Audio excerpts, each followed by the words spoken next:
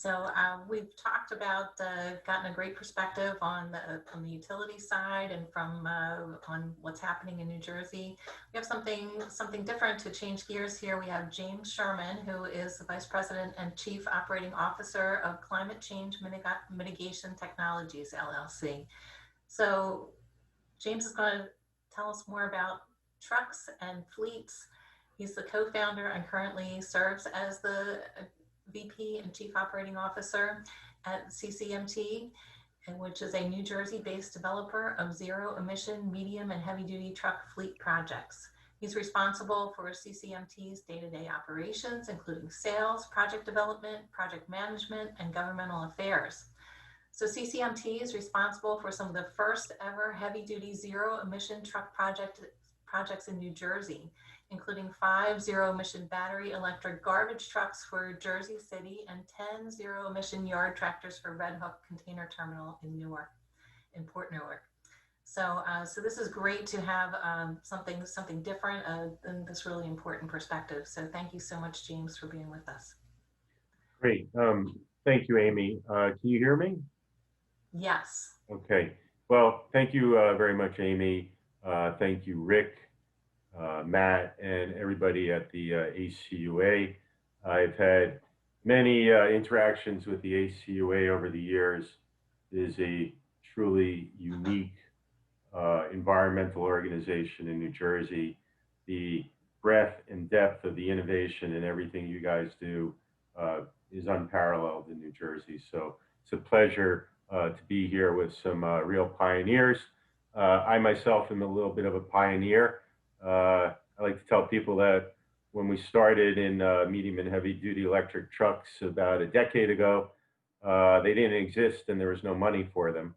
So sort of like a IQ test that I failed, but you fast forward 10 years and here we are. And it looks like the medium duty and heavy duty truck markets are about to literally explode in a good way. So let me call up the slideshow. Just bear with me 1 second. Okay, looks like it. I'm gonna share it. I wanna see. This is from the beginning.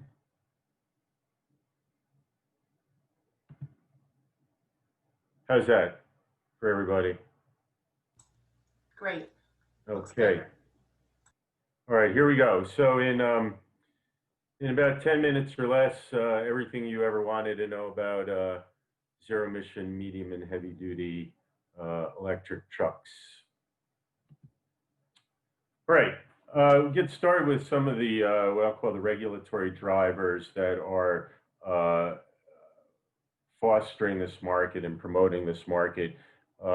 You had the Volkswagen consent order money here in New Jersey to the tune of about $73 million, which was spent last year, and the second round is being spent this year. This, I think everybody is familiar with. This is as a result of Dieselgate, and this is for class 4 through 8 trucks. So 10,000 pounds and up, all the way to the 18-wheelers. Coming up next year, which is going to further drive the medium and heavy-duty markets, is the RGGI funding. Everybody knows New Jersey rejoined. The anticipated revenues are in excess of $80 million and maybe more per year. 60 million of this is going to go to the NJEDA for private commercial transportation that is supposed to be clean and equitable. 10 million goes to the NJDP, I believe, for municipal DPW and city and town and county fleets. And there's a focus, as always, on environmental justice communities. Coming after the RGGI money is what's known as the Transportation and Climate Initiative, or TCI money. This is run by a number of organizations, including the Georgetown Law School, the Northeast States for Coordinated Air Use Management, a whole bunch of state officials. This is expected to net as much as $100 million per year. This is going to be a tax on gasoline and diesel sold. It's at the fuel distributor level. It's known as a cap and invest program, where they will establish a cap like the RGGI program for stationary power plants. Will impose it across the entire transportation sector. The states that are considering it right now are all the northeastern states, the mid-Atlantic states, the district, Colorado, and the West Coast states. This accounts for apparently 50% of the US economy and 40% of all the medium and heavy duty trucks in the country. So there is a uh, series of buckets of cash that are now lining up to provide sustained funding over a period of time to bring all these zero emission medium and heavy duty trucks to the market and to the roads. They are not cheap, they are expensive, but more about that in a minute. All right. So, state of play, where we are now in New Jersey. Where we are now in New Jersey in the medium and heavy duty truck space is that this summer we had a trucking company in the port take a full 80,000 pound ISO-C container out of the port down to the Costco wholesaler warehouse at exit 8A and back, no problem. This can be done right now. The technology is here. These key segments, these short haul segments from the port to the first circumferential ring or even the second circumferential ring of warehouse and distribution complexes are easily within the range of commercially available vehicles right now. Amy mentioned we have 5 BYD garbage trucks that are being built for Jersey City right now as we speak. We have 10 BYD yard tractors coming for the Red Hook container terminal at Port Newark. Those should be here before the end of the year. There are 8 Proterra city transit buses going into Camden with New Jersey Transit, 5 Lion big Type D school buses for Trenton, and 39 pieces of ground support equipment for United Airlines at Newark. This was the bulk and the majority of the round 1 NJDP Volkswagen consent order projects that were funded that I'm aware of that are coming online and moving forward. Okay, so that's where we are right now. Mostly heavy duty space. I would dare say every one of them was either funded with either 75% for private fleets and 100% funding for public fleets like Jersey City and the Trenton school buses. All right, that's where we are, and time to strap on your seatbelts because here's where we're going. There is an insane amount of private investment pouring into the medium and heavy duty truck space right now. It's literally unbelievable. I don't know what to compare it to. I hope it's not the tulip bulbs in Holland, but vast sums. I've listed a few here. Nikola, I think their IPO is 12 billion. I know they recently got some bad press, very embarrassing for them, but I am assured that that is a real company, not a fake company. And they have GM and Iveco and Bosch and others. So they are not going away. They're for real, notwithstanding their little faux pas the other day. You got Rivian. This is the people who are going to build 100,000 delivery trucks for Amazon.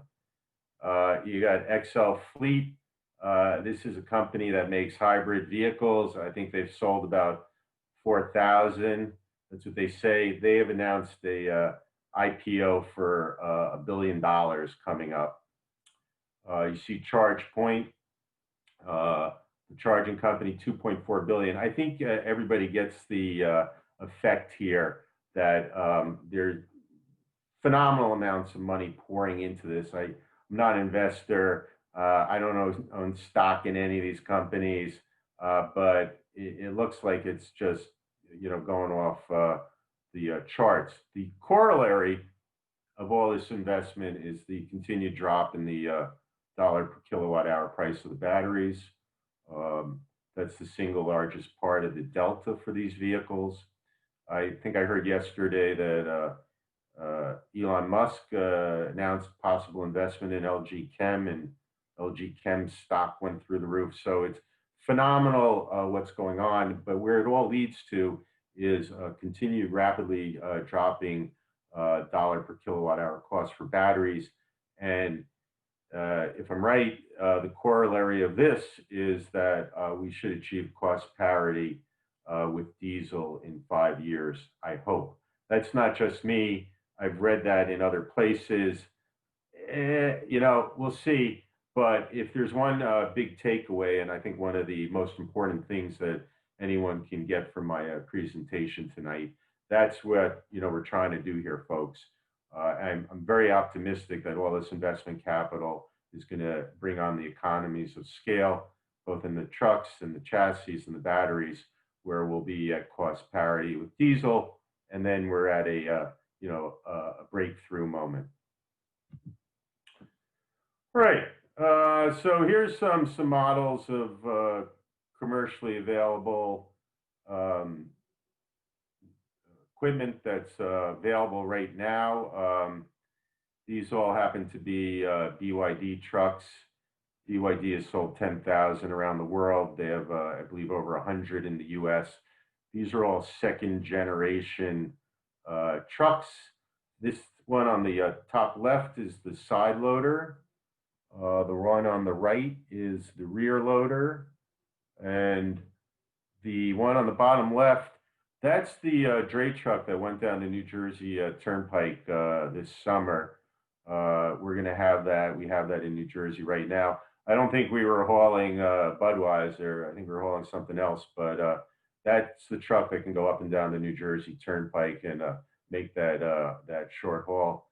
And then you see on the bottom right, that's the yard tractor, sometimes known as a terminal tractor or a yard jockey.